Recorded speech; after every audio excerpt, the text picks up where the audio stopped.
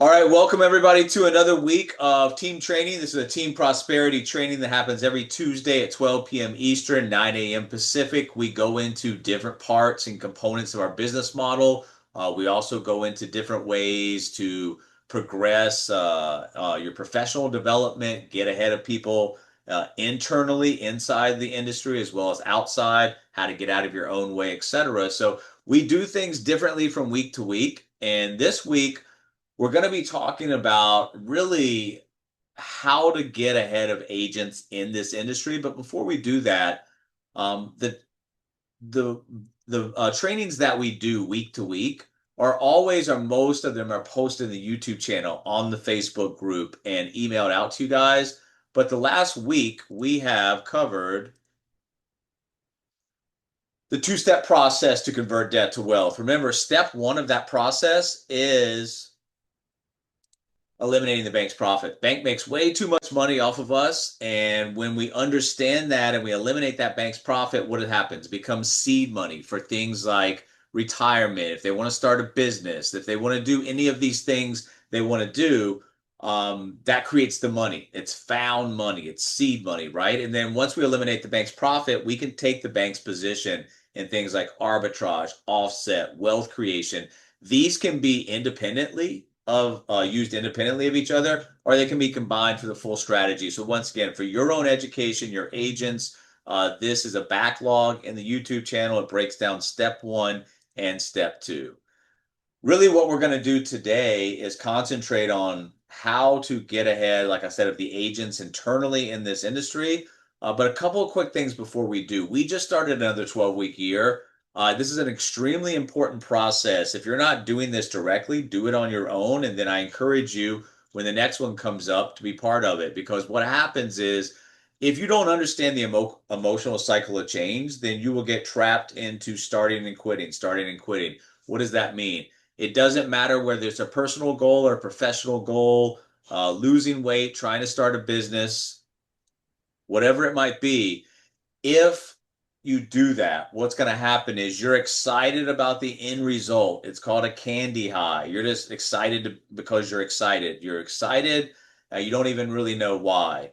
As you start to learn more about what it's going to take to build a business, what it's going to take to lose that weight, becomes informed pessimism. It's going to be a lot harder than I thought. We always end up here. It's called the valley of despair. You have a choice here.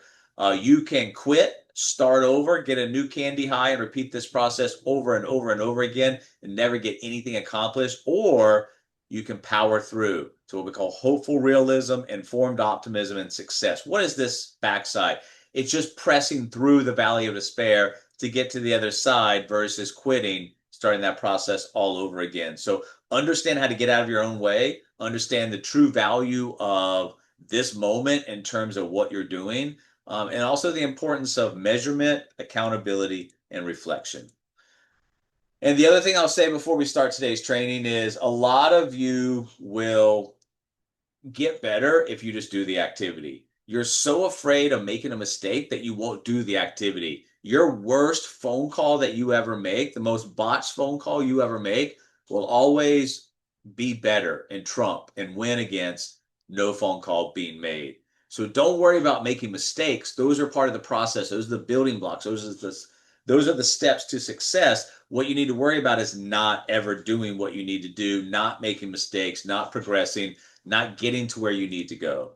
So let's get into today's training. This is the agent advantage. How do we create an advantage with our marketing, messaging, and how does that create momentum to get us to our professional, personal goals? And remember, if you have a collection of agents that are all reaching their individual goals, what does that do?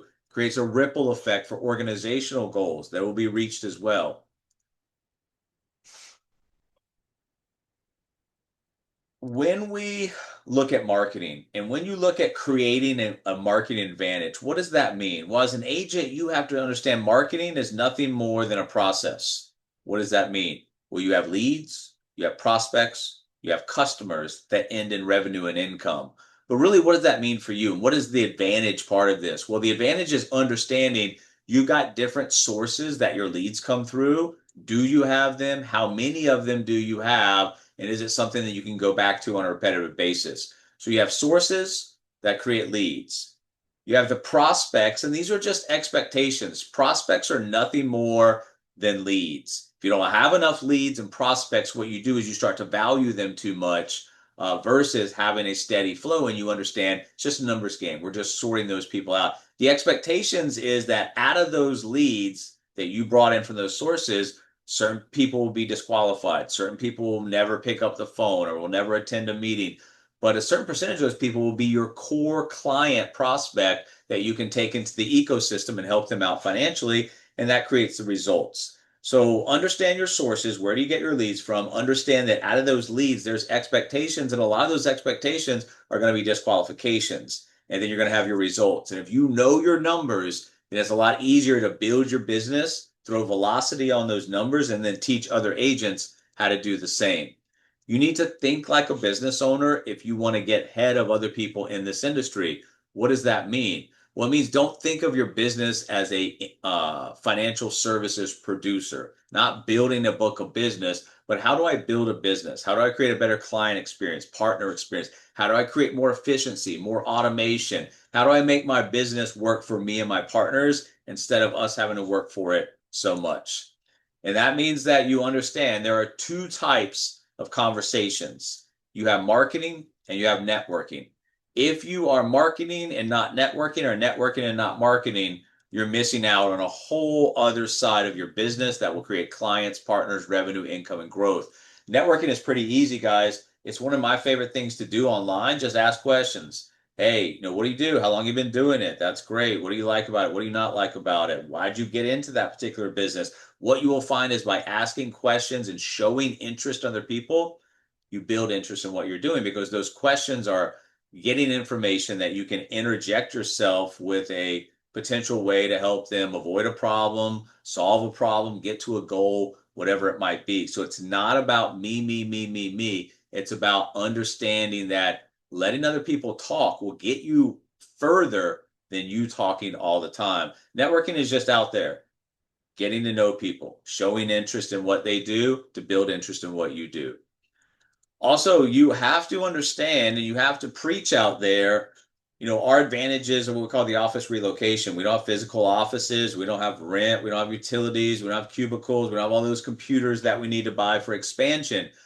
That money that we save, we teach our agents to reinvest that into digital marketing strategies, leads, automation. So instead of cranking out whatever thousands of dollars it is for an office location for rent every month, that money can be transferred into something that will actually help build the business. So never underestimate the power of some of the stuff that you guys are doing. And I know that if you've been around for a while, we've been preaching the virtual workspace for a long time, over a decade now. But understand the value of that. Understand how relocating and taking those costs that normally go into physical office locations and reinvest that back into something that will grow your virtual business. When you start to make money, or when you start to reallocate those funds from physical offices into virtual marketing, lead strategy, automation, when you are investing in marketing, you need to get a return. Just like we always talk about, if you're investing time into partners or clients, make sure it's the right person, because that time has to get a return. That investment has to get a return. Same thing with money. If you're going to invest money into something, start small, make sure it works, and then throw fuel in the fire, so to speak, by understanding your ROI, your return on investment. For every dollar I spend, how much do I return in revenue or income? And once you understand your numbers and once you find things that work, it's easier to build your business with confidence, because you're making data-driven decisions versus just going out there and throwing money around, seeing, hey, this might work, this might not work. I don't know. I'm just going to try it. The other investment that you need to make, and this can be made before you make your first dollar in the industry, is an investment in yourself and learning. Because when you put 2% of your day, that's 30 minutes a day, into learning more about your products, your business, automation, lead generation, content marketing, whatever it is to help you get ahead, over a time period, that's going to be compounded, and you're learning more and more and more, and you're implementing what you're learning. You're getting better and better and better. What does that do? Creates opportunity for you, but it also creates generational opportunities for those people that come in, because all of those 2% days that you invested, you can now give back. You can be a person they can that can coach, mentor, train, and support these people and trailblaze a path that hopefully will help preemptively overcome obstacles and roadblocks that you face because you're the trailblazer. This is really what you want to concentrate on if you want to run a virtual nationwide distribution of financial services. You need digital and marketing assets, you need lead generation, you need content management, and you need brand awareness and building. Remember, the brand is not the product, the brand is not the company. Most of the brand is going to be you. That's built over time. These are the four things that you need to concentrate on to get advantages in this industry over your competition. And realistically, when you understand this, it just comes down to two things. What is my market and what is my message? Who am I trying to talk to and what am I going to say to them? Once you understand those two things, the other things are a lot easier. Where do I find these people? How do I approach them? But that's it, guys. What is my core persona? Who is that core persona? And what am I going to say to them to have a good percentage of them raise their hand, say, yes, I want more information. I would like to talk to you about this. That's called a niche. And that's all you have to do.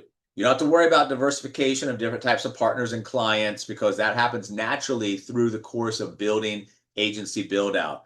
What you do have to understand is that if you pick a niche and dominate it, this gets a lot easier because you're saying the same thing to the same type of people, the same conversation. Instead of trying to go out there and be a chameleon and blend in with all these different types of people, you're having the same conversations with the same types of people every day. And what's that going to do? It becomes easier. You're just sorting those people. And by having so many conversations with the same type of person, you're going to learn more about them over time than they probably know themselves. You're going to preemptively come in with things that you think that are problems for them or goals for them and address those things in a meaningful way.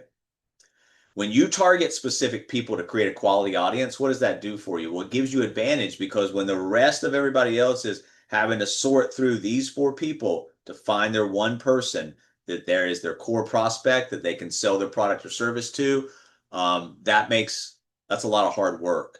Versus if you can create a quality audience of specific people, identify where these people are, how to reach them, what am I going to say to them, then you are working smart because no longer do you have to work through these and talk to these other four people to get to your core client. Be defined in your approach. The more defined you can be in your approach and what you do, easier it's going to be to create something, a communication flow, cycles of communication with your personas that are real easy for you to manage. Everything is just full of leads these days, which is a hard thing for people to understand in this industry. If you learn how to talk to people in a meaningful way, not pitch, sell, or recruit, but talk to them, ask them questions, ask for their opinions, things like that. We have so many different components of our business model that no matter what is a pressing issue for them, if you identify it, we've probably got a way that we can address and solve that. And once they come into our ecosystem, doesn't matter what you address first, they get access to everything else. Our clients usually buy about 3 products from us. 4 ways to segment your target market. Getting ahead means understanding who am I talking to, and what are the demographics, what are the geographics, what are the psychographics, what are the behavioral patterns of these people. Learn your persona, study your persona, and go out there and create marketing messages and marketing assets that speak to these people.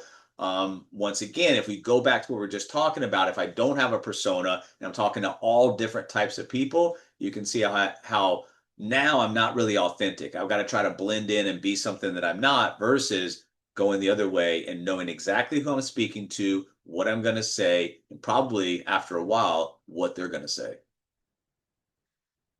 Everybody has different markets. I'm not telling you to choose a specific market for a specific reason. That's going to be up to you. I mean, I'm not saying that you only have to go after certain generations, but if I'm talking to a baby boomer, if I'm talking to a Gen Xer, if I'm talking to a millennial, I can't have the same message. These people grew up different times. They have different views of the world, and they quite frankly are at different points in the life cycle, and they have different issues and problems. So what you say to a millennial that will be effective, probably not going to be effective to a baby boomer. So who is my core audience?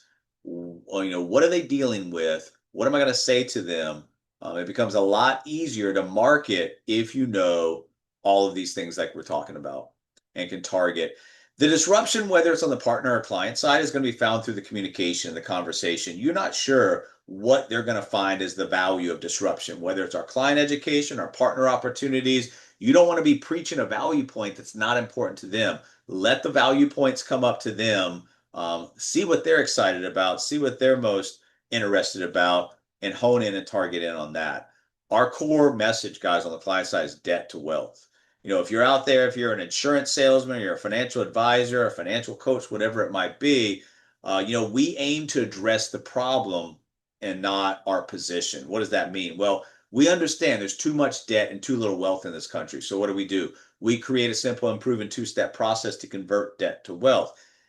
That's going to be, some people you say that to, crickets, nothing. Some people you will say that to, it's very interesting to them. They want the education, they want the guides. Not your job to take that first group and rebuttal and handle all their objections. If you are getting in front of people that don't want to learn, you can't help them. If you get in front of people that do want to learn, then you're going to be able to help them. So understand a lot of what we do is just sorting. Start the conversation. Start the conversation online, start the conversation in person. Just learn how to start a conversation. The easiest way to start a conversation and master the art of communication doing this is to do a one of two steps. Number one is ask them a question about anything, about their job, about their attire, or whatever it might be, whether it's a physical setting or whether it's a virtual setting. You can ask a question or you can start with a compliment. Either the question or the compliment would get the conversation started. Some people don't want to talk, and that's okay. You move on. Some people do want to take a talk, and you take the time, talk to them, and you do so in a meaningful way that raises awareness of the problems that we have in this country, the financial problems that most of what we call the herd experiences by not knowing how money works and not knowing how money can work for them. You want to raise awareness that we have access to education, coaching, training, support, solutions that convert debt to wealth, that do the things that will create an in financial desired outcome for these people with a legitimate path to get there. Are there people that will be receptive to that message? You better bet. Believe there are. Are there people that won't be receptive to that message? Of course there will. Your job is to go out and raise awareness and see who is receptive to that message. Stop selling stuff, stop recruiting, and then really start interviewing. And when you start asking questions, it becomes a lot easier. I always say it's kind of like a blind date. You don't really have to do much except ask questions and let the other person talk. And when you do that, things start happening. And this is what we call the pyramid of influence. How can I increase the flow of my pipeline? We've been doing this for years. At the very bottom, whether it's your brand, the company's brand, your online content, whatever it might be, the first few minutes you speak to them, rapport, trust, and credibility needs to be built somehow. There's a lot of different ways to get it done. What does this do? It allows information to start flowing. You're getting them talking. By getting them talking, you're going to uncover a problem they have that you have a solution for, that you can guide them to the action step. You can't just go to the action step without doing all the rest of this. It doesn't have a foundation. So when you have trust, rapport, credibility, you let them talk, get the information, you uncover a problem, you introduce a solution for, and an action step for that solution becomes very easy, like I said, to start conversations, interview these people, and sort them in the appropriate places. When you approach your warm market, guys, start from a mission-based perspective. Don't say, your warm market, they know you. And sometimes families known you since you were, born, basically. So they have these predetermined ideas about who you are and what you are and things like that. So the easiest way to approach your warm market is to start with a mission. Ask for some help, ask for some opinions, get people interested in not looking at what you're doing for the sake of selling them or recruiting them, but for the sake of helping you. Hey, I need your help. I value your opinion. I've known you for a long time. Can you do me a favor? Start with the mission. This is why I'm doing this, because I'm very mission based about helping people, get rid of their debt, eliminate the bank's profit, become the bank, whatever it might be. Whatever your elevator speech is, ask for help, understand the mission in the warm market. That's your why your organization does what it does. Remember, all of us can Basically, any organization out there can tell you what they do. A lot of them can tell you how they do it. Very few can tell you why they do it. So when your organization does something and it does something with a mission-based perspective, that's the why. That's what a lot of people are going to buy into. And when you look at attracting people on social media, the common market or the cold market, you're going to have different approaches, but the mission of why we do what we do helps in the warm market, it helps in the common market, it helps in social media, it helps in the cold market. In case you're wondering what a common market is, it's outside the warm market and it's those people you have loose affiliations with. I mean, maybe you never met them before, but they went to the same school as you. They're members of the same civic societies. They go to the same church, whatever it might be. Maybe you don't know them, but you have something to tie you guys together that bridges the opportunity for you to get 60, 90 seconds of talking in. When you advertise in a lot of different ways. We teach our clients you don't have one leg of a stool for retirement. That doesn't make sense. Same thing with your marketing. So your warm market, walk of life, personal contact. If you're running events, either physical events, virtual online events, you're working your business online. And the thing that we all need to get better at, if we're good at what we do and we're helping people, why are we not getting as many referrals as we need or we could get? It's because we're not asking for them or we're not asking for them at the right time. If you've got a quality person that you brought in on either side, the partner or the client side, especially the client side though, if you've got a quality person you're working with that you really like and you've helped in a multitude of different ways, why can't we have that conversation about who they know that they care about that needs access to this information? So never uh, underestimate the power of referrals, but never underestimate the negative power of referrals if you don't ask for them. You have to front load your business, guys. And we've been talking about this for a while. If you front load your business with certain personas, all you have to do is get in the habit of letting people check out stuff. What does checkout stuff mean? Well, we have a lot of things that can create desired financial end outcomes for people. That desired financial end outcome should be exciting to them. When you can create excitement about what you do in a meaningful way in a conversation that leads to information, master classes, webinars, how-to guides, one-on-one education, whatever it might be, that's all you're doing in the front on the front is giving away free stuff, whether it's complimentary consultations, like I said, how-to guides, webinars, master classes, no matter what it is. I have a persona, I have a message to that persona, and I'm backing up with value-based propositions that all we're doing in this example is we're getting the education, we're getting the information out, but we're also creating the contact, which creates the lead, and we're educating that lead into hopefully what's going to become not a sale, but a buying decision for them. That opt-in to whatever you're doing creates the contact for you, creates the lead for you. Now you have a lead that you've given away something of value. They've given you their contact information. Now you have somebody to talk to. You have a reason to talk about. You have a reason to talk to them. If you're giving away guides, if they haven't read the guide or they have read the guide, it creates that bridge. You gave away the guide. Now you can go on to the next action step. When you go into a text communication, phone communication, email communication, direct message communication on a lead, there should be a next action step attached to all of that. Hey, they got the guide. What do I want them to do now? Now I want them to set up a discovery call. So regardless if they read the guide or not, my main issue is to get them on a discovery call or find a way to disqualify them. Once they're in as a lead, you got a lot of automation that we can embed in for you, campaigns, triggers, workflows that will do some of the automation for you so that hopefully it will push them down the pipeline, either to disqualifications or the next action step like a discovery call. But if it doesn't, they're getting constant reminders and you can come in with those manual nudges. You need a follow-up strategy, and that includes different methods of communication.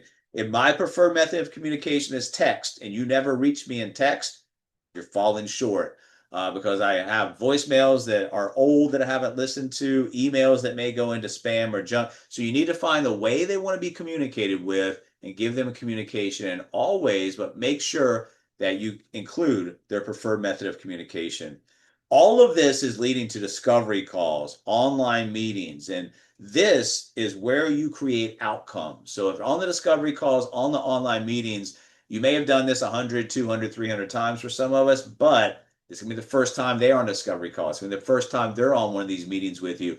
This is where all the work that creates this opportunity needs to come to a point where you nail these presentations, you nail these education online meetings, whatever it is that you're doing. This is one of the most important points, because if you're creating leads and if you're creating meetings and you're sucked at those meetings, you're not creating outcomes, then you're wasting all those leads. You need to pull somebody else into the mix that can start helping you close deals until you can do this on your own.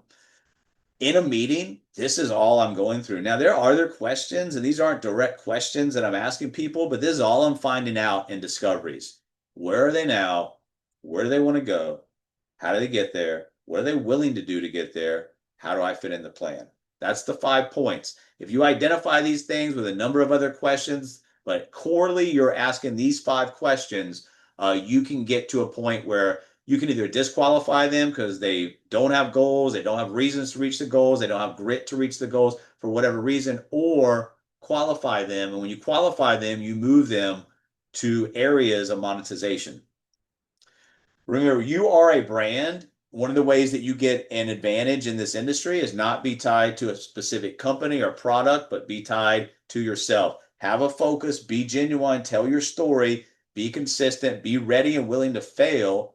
Also share those failures. I mean, that shows that you're authentic. That shows you're a real person. People buy into that. Create a positive impact. Follow successful examples of people that are building brands successfully. Live your brand. Let other people tell your story and have fun. You are the brand on the front side. So at the top of the tier, it's you. Underneath that is what you represent in company opportunities, partner client opportunities, product opportunities, whatever it might be. But above all that, you are the brand. You need to understand and really visualize, how do you see your purpose? You're not a salesperson, you're an educator, you're a coach, whatever it is that you see yourself as, it has extreme purpose and value in today's society. As you're getting this stuff together, we make data-driven education using smart technology, but mostly we're just solving problems. When you solve problems and they're big enough problems, you're going to make a lot of money. If you teach other people how to do that and the problem remains big enough, they'll make a lot of money. You'll make even more money. You need to educate people. Educate people in understanding that they are responsible for their financial outcome. It's not about the circumstances of their finances. It's about the decisions they make about their finances. They're going to shape their future. I have clients that make a lot of money that are barely head above the water. I have clients making far less that have assets, they have savings, and they're far less stressed. So educate people. It's about their decisions on money and their understanding of money as a tool that's going to shape their financial future. For you guys as an online business, these are the 6 things you want to concentrate on. Vision and personal development strategy. It's about your brand, right? That leads in a personal branding and target marketing strategy. You want a monetization strategy. This is not a charity. You're not working for free. You need to make money or you won't be doing this forever. Content creation and content marketing strategy, follow-up and engagement strategy, and traffic strategy. We will probably break some of this stuff down in another training, but these are the 6 foundations of your online marketing business. Once you get all this stuff set up and it's flowing freely, you have a good online presence and you should have a good cycle of communication flows creating outcomes for you. These are the 3 phases of growth. You don't want to come in and just start throwing money blindly at leads. It doesn't work that way. You need to progress through these phases to grow your business. First is social media networking prospecting. You don't know what you're saying or who your persona is. It doesn't matter if you have all the money in the world. It's not going to do you any good. Then you move to the personal branding and content marketing. Who are you? Who do you help? Why? How? Etc. And then once you understand all of the things in 1 and 2, just throw fuel on the fire with paid advertising to scale what's already in place. Every single day, guys, you need to build, engage, and sell. What does that mean? Build your list, build your audience every single day. Engage with as much of them as possible. Sell to the right ones at the right time. What does that mean? Well, not everybody.